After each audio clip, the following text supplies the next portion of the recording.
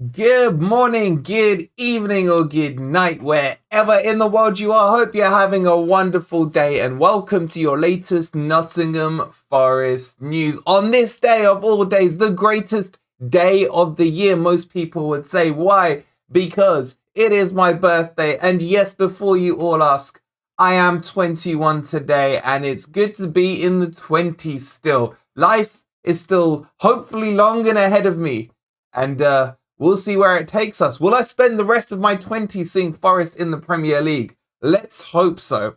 Anyway, guys, we've got a lot to talk about today. There are more and more transfer rumours popping up left, right, and centre from shitty sources, but we will talk to you about them because one thing is becoming slightly apparent at Nottingham Forest. Before we get into it, as always, especially as it's my birthday, guys, if you'd be kind enough to hit that like button, subscribe to the channel, and if you want to support what we are doing here, please hit that join button and become a member for 99p. Also, special shout out to my boy Michael Dawson, who shares alongside with me the great day that is the 18th of November. Unfortunately for him, he's no longer in his 20s.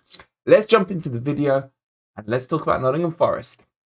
Okay, guys, so a theme that's coming up, and again, I'm going to tell you that these sources are pretty crappy, but enough smoke is being produced for me to feel that Forest are thinking about a CDM as an important position that they want to pick up during the January transfer window. And to be honest, I probably think it is a position that we do need to strengthen on. Because really, if you think about it, what is the out-and-out CDM we have in that team? I would probably argue it's Czech Kyoto, but he's being used as a box-to-box player. Now, if you can have a CDM in your team, what does it mean? It means potentially you can open up more formations like a diamond, where you have an anchor there who can hold a midfield with two in front of him, and then obviously the cam there. It also means that it frees up if you do want to play with the three and have two box-to-boxes and a CDM. That CDM is your insurance policy who can sit in front of the defense while the box-to-boxes get a bit more adventurous. So for me, I'm not against the idea of Forest recruiting a CDM. And I always believe build on the spine of the team. Get two good centre-backs, midfielders, a cam and a striker. There's your spine. You can build the wingers out from that. And I do feel that Forest is still struggling in the spine. I will reiterate, my preferred position of most importance still is a centre-back. Let me know down in the comments below, what do you think? I've had many debates on this in the Forest forum, and some of the panelists would say it's a striker. Some have said it's a centre-back. Let me know down below which you think it is. And I'm still going to bang my LaCroix drum. He's the one that needs to come in if we can still make it possible.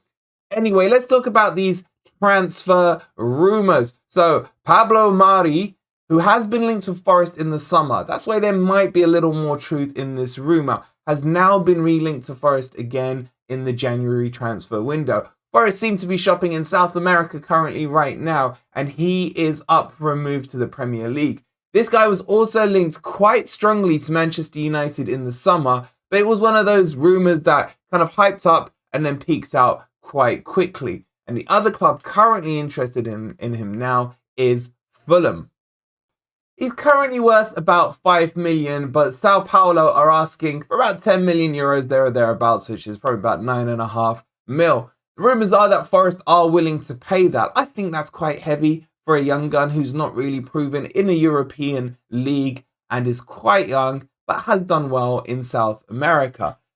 Do we take the risk on him, or are there better options? For me, the player I would like Forest to target would be go after Gibril So again, because he is a good player. He will cost a bit more. Forest were linked to him in the summer, but that would be the kind of player that I think would fit right into the Forest team. Now, I know what a lot of you are going to say is, do we really need any more CMs or any midfielders? Because we've got our two arguably best midfielders who aren't being put in the team, in the likes of Mangala and O'Brien. I still say, why not strengthen? What's the harm in it? If we got the money and we're going to put this Premier League campaign and do it seriously, then we do need to strengthen in all positions. But it's not the priority. But it seems to be clear that the rumours coming out from the club are Forest is still looking for that CDM position. A CDM position is such a specialist role that there are only a handful of players that you could argue are brilliant at it. And those ones that are best at it can do it by themselves. Players like Kante come to mind. Yes, I'm not talking about him now, but I'm talking about the way he would play that position traditionally back when he first joined Chelsea or at his time at Leicester. Players like that are few and far between, and they're very sought after. Now, they're never really the most exciting transfers that people talk about, but what they bring to the team is beyond doubt amazing. Look at Partey at Arsenal, what a difference he makes when he anchors that team and how he frees up the others to go around him. It's no coincidence that Arsenal are suddenly top of the league and playing some of their best football because Partey is fit and controlling that midfield. Alright guys, so that's really the update on what's happening in the world, the wonderful world of Nottingham Forest. I'll only bring you the stuff that is relevant for me. This probably has a bit of legs, but I still would like to see it from more verified sources. Finally, to let you know, from 7:30 tonight, please tune in to the Forest Fan Hub, where Ez and Joe will be hosting some more Forest talk. So if you haven't had your fix yet enough of Nottingham Forest, then join us tonight at 7:30, and I'll be popping in as well, depending on what surprises await me tonight. So guys, thank you for watching. Please do hit that like button before you leave. Subscribe to the channel, and we'll catch you on the next Forest update, and keep an eye out on all the World Cup content that's coming your way as well. We'll see you then. Come on, you Reds.